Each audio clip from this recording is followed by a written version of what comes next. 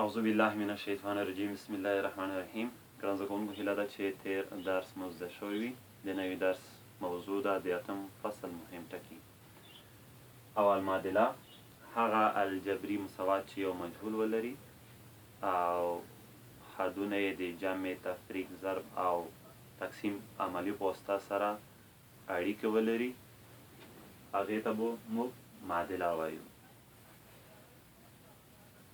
الجبري عملي او معادله، هر کله چې موږ د معادلې حل پیدا کوو، د هغې لپاره که موږ د معادلې دواړو خواو ته یو عدد جمع کړو، یو عدد تفریق کړو، ورڅخه یو عدد ور ضرب کړو، البته د صفر خلاف عدد، او که د صفر خلاف عدد باندې د معادلې دواړه خواوې وویشو، په داسې حالت کې د معادلې په کیفیت کې کوم فرق نه راځي.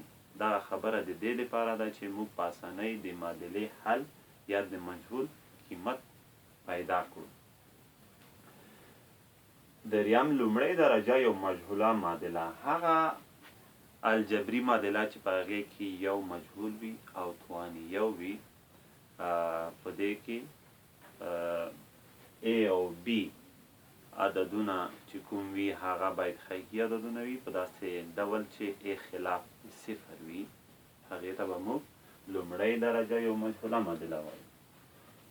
مثال دغه عمومي شکل دی AX جمع B مساوي صفر.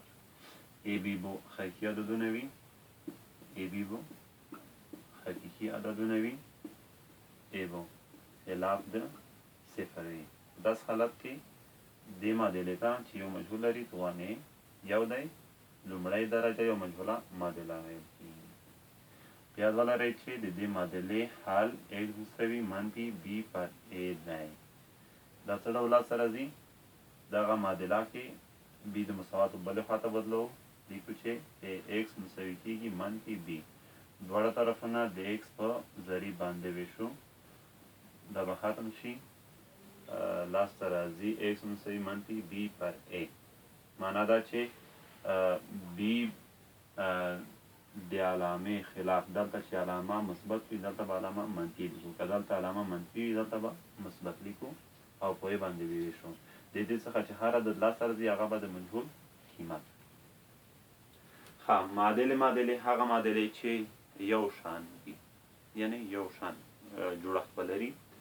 بعضې حالاتو کې داسې کیدی شي چې معادلې د شکل په لحاظ یو شان نه وي. د دې لپاره چې موږ وښیو چې آیا معادلې دي او که نه، د دې لپاره به د جمع تفریق ضرب او تقسیم عملیو څخه استفاده کوو، تر څو ساده شکلونه یې لاسته راوړو د معادلو او بیا یې مقایسه کړو چې معادلې دي او که نه. پنځم، د یو مجهوله خطي معادلې جوړښت. کله چې موږ حسابي پوښتنه یا عبارتي پوښتنه د یوې الجبري معادلې په شکل وښیو، دې ته د یو مجهوله خطي معادلې جوړښت پیل کېږي. په یاد ولرئ چې د یو مجهوله خطي معادلې ګراف به په وضعیه کمیاتو کې یو مستقیم خط وي. ښه ګران زده کوونکو، هیله ده چې درس مو زده شوی وي. بیا چې د یو بل درس سره درېږم، د الله په امان.